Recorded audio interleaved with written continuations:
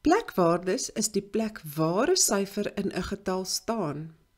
Ons begin altyd die plekwaarde te bepaal van heel regs af. Die eerste posisie is die ene. Ons dui dit aan met 'n hoofletter E. Syfers van 0 tot 9 kan hier gesit word. Sodra dit meer as 9 is, gaan ons oor na die tiende kolom. Tiende word aangedui met 'n T. In die tiende kolom is die waardes van die syfers in tiende. As ons 'n 1 hier insit, is die waarde 10, 'n 2 se waarde is 20 en so aan. Ons kan hier ook enige syfer van 0 tot 9 skryf. Die volgende kolom is die honderde, wat ons met 'n hoofletter H aandui.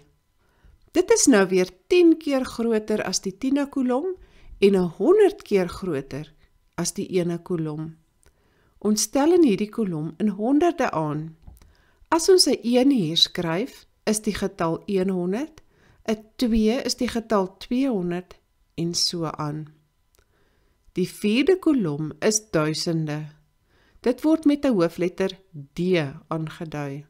Dit is 10 keer so groot as 100, 100 keer so groot as 10 en 1000 keer groter as 1.